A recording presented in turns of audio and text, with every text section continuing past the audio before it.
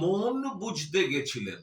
প্রথম প্রথম প্রেমে পড়েছেন নাকি? ৩৯ বছর ক্ষমতায় ছিল, এখনো একা লড়ার মুরদ নেই। 3 টায়ার শূন্য, বিধানসভায় শূন্য, লোকসভায় শূন্য, 2 মাসের মধ্যে রাজ্যসভায় শূন্য। কমরেড মোহাম্মদ সেলিম দেউলিয়া রাজনীতির ভিক্ষা পাত্র হাতে মন বুঝতে যাচ্ছে গো, মন বুঝতে যাচ্ছে। कल मोहम्मद सलीम के साथ आपका एक मीटिंग हुआ, क्या नया कोई समीकरण आएगा इलेक्शन के साथ? देखिए, मैं शुरू से ही जो मैं 22 दिसंबर जो मेरा पार्टी उद्घाटन किया, उसी दिन से आज तक मैं यही बोल रहा है, जो जो सत्ता में जो पार्टी है तृणमूल कांग्रेस बंगाल में, ये पार्टी भ्रष्टाचार को हो गया, वो लोगों को साथ भ्रष्टाचारी किया, मिथ्याचार किया।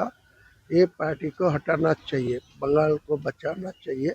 इसी तरफ में मैं सब को लेके एक साथ लेके जोड़ के सब लोग को साथ जोड़ के मैं ये काम पूरा करने के लिए तैयार हो रहा है। वो जो होगा अगले दिन क्या होगा, वो 15 से 20 दिन आपको वेट करना पड़ेगा। तो इसी टाइम में सब क्लियर आ जाएगा, जो क्या होने जाते हैं, क्या अगले दिन बंगाल का आम आदमी क्या करना चाहते हैं। সিপিএম এর রাজ্য সম্পাদক কমরেড মোহাম্মদ সেলিম, তিনি ওই একটি হোটেলে হুমায়ুন কবিরের সঙ্গে নাকি ঘন্টা খানেক বৈঠক করেছেন। এক পক্ষ বলছে এটা জোটের প্রস্তুতি, আবার মোহাম্মদ সেলিম নাকি বলছেন মন বুঝতে গেছিলেন। প্রথম প্রথম প্রেমে পড়েছেন নাকি? মন বুঝতে গেছিলেন। আসলে এই সিপিএম এর রাজ্য সম্পাদক এখন দেউলিয়া রাজনীতির ভিক্ষা পাত্র হাতে, ভিক্ষা পাত্র হাতে এ বাড়ি ও বাড়ি সে বাড়ি ঘুরছেন। আমরা এসব নিয়ে মাথাও ঘামাচ্ছি না। তৃণমূল ক্ষমতায় আসবে উন্নয়নের জন্য মানুষের সমর্থন সঙ্গে নিয়ে। আর এরা কোথায় কি হতাশা, দিশাহীন। ৩৪ বছর ক্ষমতায় ছিল, এখনো একা লড়ার মুরদ নেই। কখনো কংগ্রেসের জুতো পালিশ করতে হচ্ছে, আমাদের সঙ্গে আসুন, আমাদের সঙ্গে আসুন, আমাদের সঙ্গে আসুন। 3 টায়ার শূন্য এই সেলিমের সিপিএম, বিধানসভায় শূন্য, লোকসভায় শূন্য, 2 মাসের মধ্যে রাজ্যসভায় শূন্য।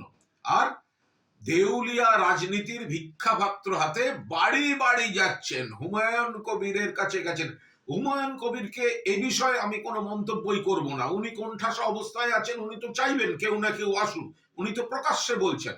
কিন্তু সিপিএম এর এই যে দ্বিচারিতার রাজনীতি, মুখে বামপন্থা, মুখে নাকি বামফ্রন্ট, মুখে নাকি সিপিএম ফিরছে। আরে যে সব লোকগুলো লাল ঝান্ডা নিয়ে শহীদ মিনারে 2-1টা মিটিং করতে যায়, তারাই তো বাড়ি এসে বিজেপিকে এতদিন ভোট দিয়ে এসছে। সেই কারণেই তো বিজেপির কিছু পার্সেন্টেজ অফ ভোট বেড়েছে। আর মোহাম্মদ সেলিম কখনো কংগ্রেসকে আমাদের সঙ্গে আসুন, তৈরি হন। আরে আপনার পার্টির ক্ষমতা নেই, আপনি কিসের রাজ্য সম্পাদক? 294টা সিটে বামফ্রন্টের লড়ার ক্ষমতা নেই, মুরদ নেই। আরো ভোট কমে যাবে, মুছে যাবে। সেই জন্য কমরেড মোহাম্মদ সেলিম দেউলিয়া রাজনীতির ভিক্ষা পাত্র হাতে মন বুঝতে যাচ্ছে গো, মন বুঝতে যাচ্ছে। যারা সিপিএম এতদিন করে এসছেন, এখন বিতৃষ্ণায় করেন না। এইসব দৃশ্যপট দেখলে তাঁদের বিতৃষ্ণা এই কমরেড মোহাম্মদ সেলিম অ্যান্ড কোম্পানির প্রতি আরো বাড়বে। 34 বছর ক্ষমতায় থেকে এখনো 294টা সিট। আর একা মানে কি? সিপিএম তো একা লড়ে না, এমনিতেই ওটা বাম ফ্রন্ট, একগাদা দল। তো বাম ফ্রন্টেরও মুরদ নেই। তাকে হুমায়ুন কবিরের সঙ্গে আবার কোন হোটেলে, যে হোটেলে এসে আগাগোড়া বিজেপির নেতারা ওঠেন, বিজেপির বৈঠক হয়, সেখানে হুমায়ুন কবির, সেখানে মোহাম্মদ সেলিম।